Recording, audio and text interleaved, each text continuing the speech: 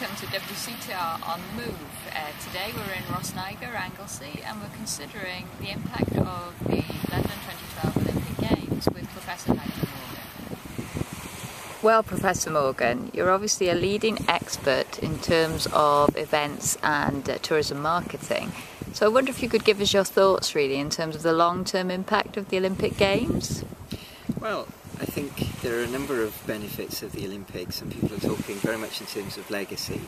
I think the first thing is that the opening ceremony was an incredibly evocative and vibrant spectacle and spirit of what you might call modern and contemporary UK, which was beamed to millions of people worldwide.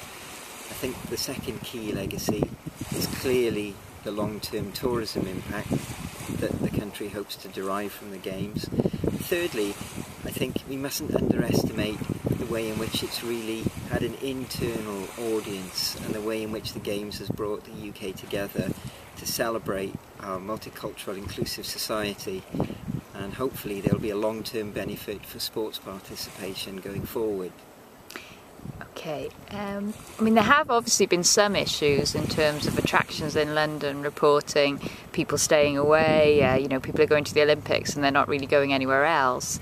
But do you think that's a temporary thing then? I think that's very much an impact of the Games, where people are staying away on a short-term basis because of worries of the expense of staying in London and the congestion. But I think we have to be taking a long-term view. Obviously the key thing really for organisations like Visit Britain, Visit England, Visit Wales is we have to build on the momentum now very quickly while the impact of the Olympic Games is still fresh in the minds of potential tourists worldwide. So how do you think that somewhere like Wales can actually pick up on those benefits of the Olympics? Well, it's interesting. There's been a lot of talk about whether it's a Games for London. I actually would take issue with that, and I would say that there is benefit for the whole of the UK. We have gold medal winners from all of the Celtic countries as well as England. We have an opportunity here to leverage events on a long-term basis. We have athletes from many of the competing countries actually holding their training camps in Wales.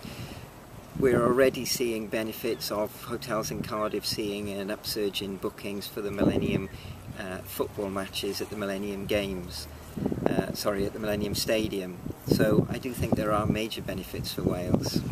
So do you think there's potential really in Wales considering a bid for the Commonwealth Games in the future? Well, that's obviously an interesting question. Scotland are hosting the Games in 2014. Rough terms, it's costing £500 million. That's a lot of money in the current financial climate. However, it could be a key solution for the regeneration of the whole of the South East Wales and the whole of the Welsh economy if it's handled correctly, if there is a considerable amount of joined up thinking in terms of infrastructure developments, and if the politicians and policy makers can actually seize the momentum now. Okay, thank you very much, Professor Morgan.